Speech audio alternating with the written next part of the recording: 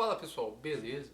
Esse aqui é o Confraria Shorts. Serão vídeos curtos tratando de temas relacionados à apologética. Nesse primeiro episódio, nós vamos estar falando sobre o problema do sofrimento e a existência de Deus. Muitos filósofos e muitos ateus têm levantado essa objeção à existência de Deus a partir do mal, da existência do mal e do sofrimento no mundo. Nós podemos citar, dentro dos mais recentes, que tiveram maior impacto no mundo, David Hume. Ele resgata as ideias de Epicuro e o problema que Epicuro levanta a respeito dessa aparente contradição entre a existência de um Deus todo-poderoso e bondoso e o mal e o sofrimento no mundo. Segundo Epicuro, se Deus gostaria de impedir o mal e o sofrimento, mas não consegue, ele logo não é todo poder, ele não é todo poderoso. Se ele é todo poderoso, mas não quer impedir o mal e o sofrimento, logo ele não é bondoso. Agora, se ele é todo poderoso e bondoso, por que existe o mal? Vou utilizar dois argumentos. O primeiro argumento é que o mal não necessariamente, a existência do mal não constitui um argumento contra a existência de Deus. O filósofo J.L. Mackie, em suas exposições, ele afirma o seguinte, que é incoerente a existência, não pode haver a existência de um Deus bom e poderoso e o mal, sem sentido. Mas, como nós podemos ver ao nosso redor, segundo ele, todo mal é sem sentido. Não é justificado. Há muita maldade injustificada no mundo. Portanto, Deus, enquanto esse ser todo-poderoso e bondoso, não deve existir. O problema é que outros filósofos perceberam uma falha sistêmica nesse argumento. Que esse argumento ele esconde uma premissa oculta, que é qual? Que todo sofrimento e tragédia que existe no mundo é sem sentido. Essa premissa oculta é, ora, eu não consigo ver sentido no mal e sofrimento que existe no mundo. Logo, não deve haver sentido algum, absolutamente, no mal e sofrimento que há no mundo. O fato de não se conseguir enxergar, captar, perceber, apreender que exista algum sentido ou motivo em que Deus permita que certas coisas aconteçam não quer dizer necessariamente que esse motivo não exista.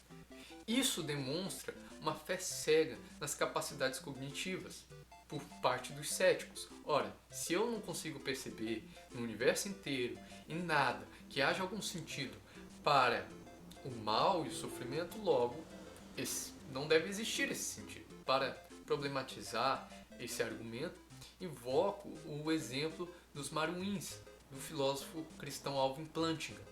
Ora, segundo ele, se você chega numa barraca de camping e procura por um São Bernardo, um cachorro São Bernardo, e você não vê, é seguro afirmar que não deve haver nenhum cachorro São Bernardo ali. Agora, se você chega numa barraca de camping e procura um meruim, que é o quê? É um inseto muito pequeno, com uma picada bem desproporcional ao seu tamanho. Aqui no Brasil seria um borrachudo, digamos, um borrachudo. Você chega na barraca e procura, você não vê um borrachudo. Não é tão seguro afirmar que você não viu esse inseto ali, ou que esse inseto não exista ali naquele contexto, ali dentro. Ele pode estar por ali, pode estar na parede escondidinho, enfim. Você só não conseguiu perceber através das suas capacidades cognitivas. O problema é que muita gente supõe que se existir algum motivo para a existência do mal e do sofrimento, ele será muito mais parecido com um São Bernardo do que com um meruim, ou com um borrachudo, um inseto qualquer, um inseto minúsculo, uma pulga, e portanto será facilmente perceptível às nossas capacidades humanas. Mas quem disse que isso tem de ser assim? Filosoficamente, essa assertiva não se sustenta, e na prática também não.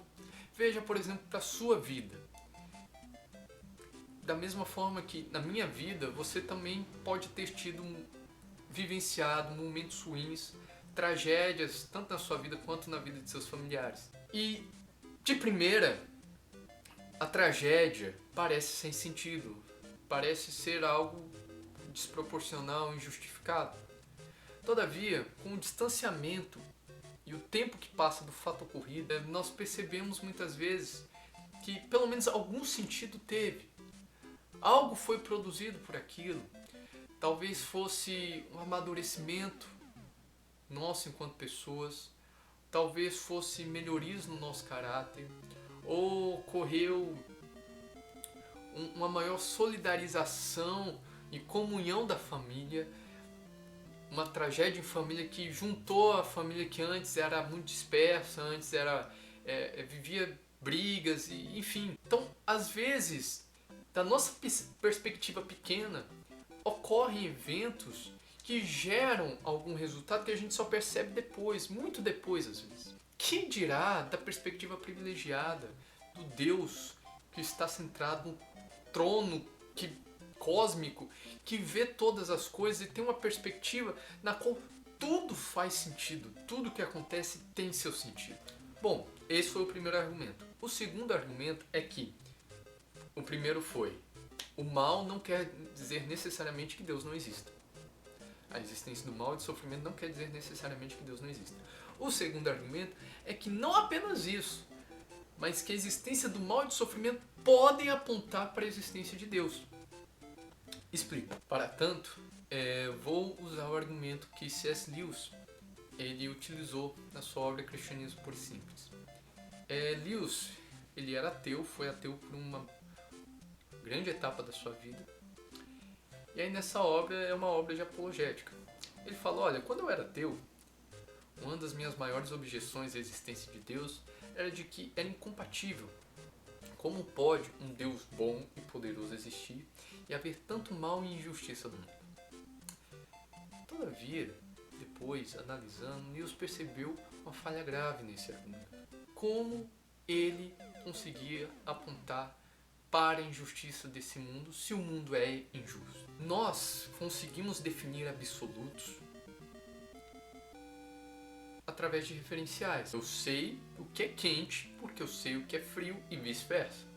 Eu sei quando está claro porque eu sei quando está escuro. Eu sei quando é dia porque eu sei quando está de noite. Eu sei o que é estar molhado porque eu sei o que é estar seco. Quando o peixe está dentro d'água, ele não sabe o que ele está molhado, porque ele também não sabe o que é estar seco. Para ele não existe molhado ou seco. Tudo que existe é o que existe. Tudo que há é o que há. Logo, se o mundo fosse de fato injusto, por exemplo, se Deus não existisse, ou se Deus fosse mal, tudo que existiria seria o que existiria. Então, se o mundo fosse de fato um lugar injusto, nós simplesmente não perceberíamos isso. Porque nós não teríamos um efeito de comparação para conseguir perceber isso. Deus diz: olha, se o espetáculo é ruim do começo ao fim, como eu percebo isso fazendo parte dele? Se nós fazemos parte desse mundo que é por natureza injusto e mal e cheio de tragédias, como nós percebemos e nos revoltamos contra isso? Na realidade, isso aponta para uma apreensão, mesmo que talvez instintiva, de que as coisas não são como deveriam ser. Nossa revolta com a injustiça no mundo advém de uma certeza, mesmo que interna, de que as coisas não são como deveriam ser, de que este mundo não foi criado, que ele não existe para ser assim, que havia um padrão de justiça e que de alguma maneira, de alguma forma, este padrão de justiça foi subvertido em injustiça. E nesse sentido, a crítica à visão materialista darwinista é de que as pessoas que normalmente dizem: não, se Deus não tem como Deus existir e existir tanta injustiça no mundo. Ora, elas dizem isso porque no âmago delas, elas realmente creem que as pessoas não deveriam ser oprimidas, não deveriam morrer de fome, não deveriam sofrer. Só que o conceito de evolução, o conceito evolucionista, ele está arraigado num processo de seleção que depende da morte, da violência, do sofrimento.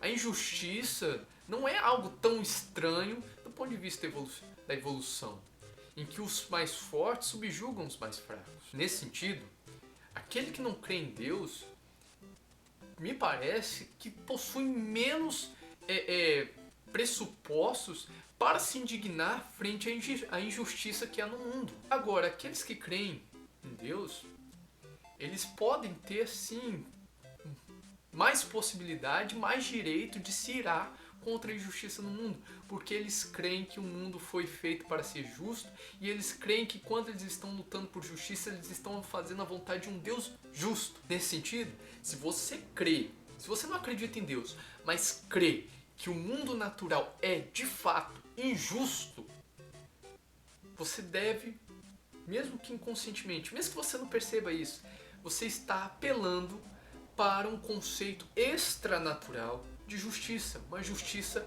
transcendente. Nesse sentido, para terminar, parto do argumento de Alvin Plantinga. Segundo ele, seguindo essa linha de raciocínio, seria possível afirmar a existência de um mal absoluto, de um mal aterrorizante, a menos que Deus existisse? É pouco provável.